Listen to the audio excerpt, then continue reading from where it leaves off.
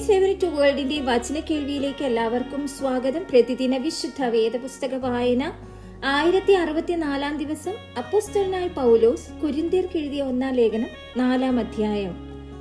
ഞങ്ങളെ ക്രിസ്തുവിന്റെ ശുശ്രൂഷക്കാരും ദൈവമർമ്മങ്ങളുടെ ഗൃഹവിചാരകന്മാരും എന്നിങ്ങനെ ഓരോരുത്തൻ എണ്ണിക്കൊള്ളട്ടെ. ഗൃഹവിചാരകന്മാരിൽ അന്വേഷിക്കുന്നതോ അവർ വിശ്വസ്തരായിരിക്കണം എന്നത്രേ. നിങ്ങളോ മനുഷ്യർ കഴിക്കുന്ന വല്ല വിസ്താരത്തിലോ എന്നെ വിധിക്കുന്നത് എനിക്ക് എത്രയും ലഘുകാര്യം. ഞാൻ എന്നെ തന്നെ വിധിക്കുന്നതുമില്ല. എനിക്ക് യാതൊരു കുറ്റത്തെക്കുറിച്ചും ബോധമില്ലെങ്കിലും അതിനാൽ ഞാൻ നീതിമാൻ എന്ന് വരികയില്ല. എന്നെ വിധിക്കുന്നത് കർത്താവ് ആകുന്നു. ആകയാൽ കർത്താവ് വരുവോളം സമയത്തിനു മുൻപേ ഒന്നും വിധിക്കരുത്. അവൻ ഇരുട്ടിൽ മറിഞ്ഞിരിക്കുന്നത് വെളിച്ചത്താക്കി ഹൃദയങ്ങളുടെ ആലോചനകളെ വെളിപ്പെടുത്തും.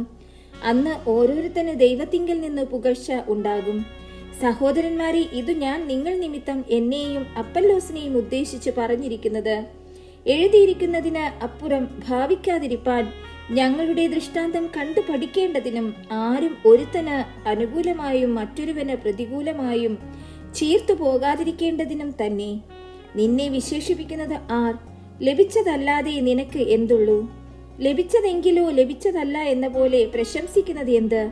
ഇത്ര ക്ഷണത്തിൽ നിങ്ങൾ തൃപ്തന്മാരായി, ഇത്ര ക്ഷണത്തിൽ നിങ്ങൾ സമ്പന്നന്മാരായി. ഞങ്ങളെ കൂടാതെ വാഴുന്നവരായി, അയ്യോ, നിങ്ങളോട് കൂടെ ഞങ്ങളും വാഴേണ്ടതിന് നിങ്ങൾ വാണുവെങ്കിൽ കൊള്ളായിരുന്നു. ഞങ്ങൾ ലോകത്തിന് ദൂതന്മാർക്കും മനുഷ്യർക്കും തന്നെ കൂത്തുകാഴ്ചയായി തീർന്നിരിക്കയാൽ ദൈവം അപ്പോസ്തലന്മാരായ ഞങ്ങളെ ഒടുക്കത്തവരായി മരണവിധിയിൽ ഉൾപ്പെട്ടവരെ പോലെ നിർത്തി എന്ന് എനിക്ക് തോന്നുന്നു. ഞങ്ങൾ ക്രിസ്തു നിമിത്തം ഭോഷ്യന്മാർ, നിങ്ങൾ ക്രിസ്തുവിൽ വിവേകികൾ. ഞങ്ങൾ ബലഹീനർ, നിങ്ങൾ ബലവാന്മാർ. നിങ്ങൾ മഹത്തുക്കൾ, ഞങ്ങൾ മാനഹീനർ അത്രേ. ഈ നാഴിക വരെ ഞങ്ങൾ വിശന്നും ദാഹിച്ചും ഉടുപ്പാനില്ലാതെയും കുത്തുകൊണ്ടും സ്ഥിരവാസം കൂടാതെയും ഇരിക്കുന്നു. സ്വന്തം കൈയാൽ വേല ചെയ്ത് അധ്വാനിക്കുന്നു. ശകാരം കേട്ടിട്ട് ആശീർവദിക്കുന്നു. ഉപദ്രവം ഏറ്റിട്ട് സഹിക്കുന്നു. ദൂഷണം കേട്ടിട്ട് നല്ല വാക്ക് പറയുന്നു. ഞങ്ങൾ ലോകത്തിന്റെ ചവറുപോലെയും ഇന്നുവരെ സകലത്തിന്റെയും അഴുക്കായും തീർന്നിരിക്കുന്നു. നിങ്ങളെ നാണിപ്പിപ്പാനല്ല, എന്റെ പ്രിയ മക്കളോട് എന്ന പോലെ ബുദ്ധി പറഞ്ഞുകൊണ്ട് ഇത് എഴുതുന്നു. നിങ്ങൾക്ക് ക്രിസ്തുവിൽ 10,000 ഗുരുക്കന്മാരുണ്ടെങ്കിലും പിതാക്കന്മാർ ഏറെയില്ല.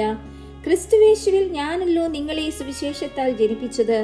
ആകയാൽ എന്റെ അനുകാരികളാകുവിനെന്ന് ഞാൻ നിങ്ങളെ പ്രബോധിപ്പിക്കുന്നു. ഇതു നിമിത്തം കർത്താവിൽ വിശ്വസ്തനും എന്റെ പ്രിയ മകനുമായ തിമോഥെയോസിനെ നിങ്ങളുടെ അടുക്കൽ അയച്ചിരിക്കുന്നു. ഞാൻ എങ്ങും ഏത് സഭയിലും ഉപദേശിക്കുന്നത് പോലെ ക്രിസ്തുവിലുള്ള എന്റെ വഴികൾ അവൻ നിങ്ങളെ ഓർപ്പിക്കും. എങ്കിലും ഞാൻ നിങ്ങളുടെ അടുക്കൽ വരികയില്ല എന്ന് വെച്ച് ചിലർ ചീർത്തിരിക്കുന്നു. കർത്താവിന് ഇഷ്ടം എങ്കിൽ ഞാൻ വേഗം നിങ്ങളുടെ അടുക്കൽ വന്ന് ചീർത്തിരിക്കുന്നവരുടെ വാക്കല്ല, ശക്തി തന്നെ കണ്ടറിയും. ദൈവരാജ്യം വചനത്തിലല്ല, ശക്തിയിലത്രേ ആകുന്നു. നിങ്ങൾക്ക് ഏതു വേണം? ഞാൻ വടിയോട് കൂടെയോ സ്നേഹത്തിലും സൗമ്യാത്മാവിലുമോ നിങ്ങളുടെ അടുക്കൽ വരേണ്ടത്?